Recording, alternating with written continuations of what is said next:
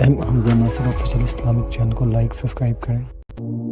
حضرت عثمان غنی رضی اللہ تعالیٰ عنہ حضرت عبداللہ ابن مسعود کے گھر آئے۔ یہ اس وقت آئے جب حضرت عبداللہ ابن مسعود سخت بیمار تھے اور موت و حیات کی کشمکش میں تھے۔ تو انہوں نے ان کا حال پوچھا۔ جب واپس پلٹنے لگے تو اشرفیوں کی 2 تھیلیاں حضرت عثمان غنی نے حضرت عبداللہ ابن مسعود کو دی۔ تو حضرت عثمان کو تھیلیاں دیتے ہوئے دیکھ کر کے حضرت عبداللہ ابن مسعود صحابی رضی اللہ تعالیٰ عنہ نے کہا یہ کیا ہے؟ کہا یہ جو ہے ضروریات پوری کر لینا۔ تو آپ نے کہا کہ میں تو جا رہا ہوں، میری تو ضروریات ختم ہو رہی ہیں۔ تو کہا حضرت آپ کی بیٹیاں تو ہیں، بیٹا تو ہے نہیں، تو یہ آپ کے بعد آپ کی بیٹیوں کے کام آ جائیں۔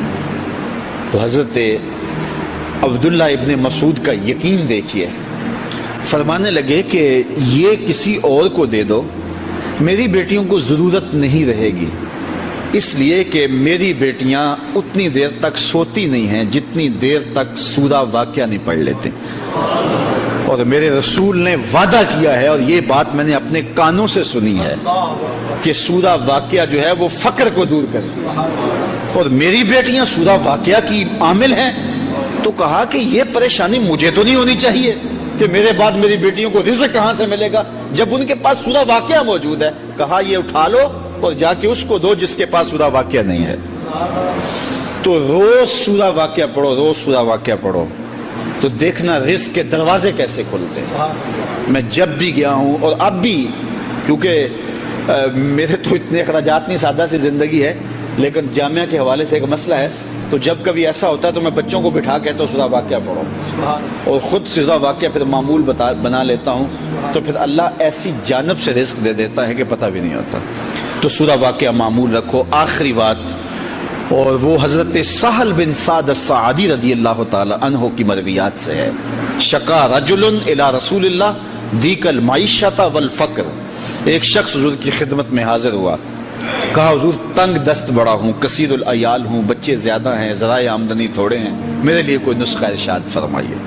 تو آقا کریم نے اس کو کیا نسخہ دیا؟ یہ سب سے آسان نسخہ، اذا دخلت الدار فسلم علیہ، جب گھر جائے تو گھر والوں کو السلام علیکم کہا کرو، جو ہی گھر میں داخل ہو السلام علیکم، اور اس کے بعد ایک مرتبہ سورہ اخلاص پڑھ دیا کرو، قل هو اللہ احد، یہ عمل شروع کر دو۔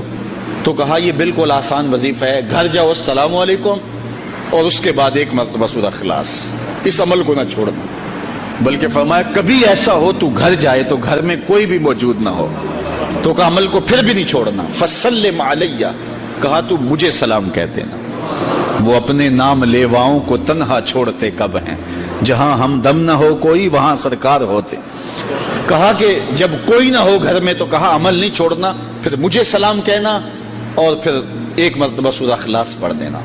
وہ صحابی کہتے ہیں میں نے عمل شروع کر دیا، گھر جاتا السلام علیکم، گھر والے بھی خوش، اور اس کے بعد سورہ اخلاص بیٹھنے سے پہلے پڑھ لیتا، اور اگر گھر میں کوئی نہ ہوتا پھر تو مجھے چاہ چڑھ جاتے، پھر میں یا نبی سلام علیکہ پڑھتا، پھر حضور کی بارگاہ میں سلام پیش کرتا۔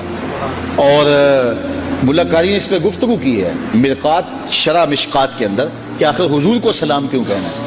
انہوں نے جو لفظ کہے ہیں لفظ سنیے، وہ کہتے ہیں لِأَنَّا رُوحَهُ علیہ السلام موجود فی بیوت المسلمین، اس لیے کہ آقا کی روح مومنوں کے گھروں کے اندر فیض بانٹ رہی ہوتی۔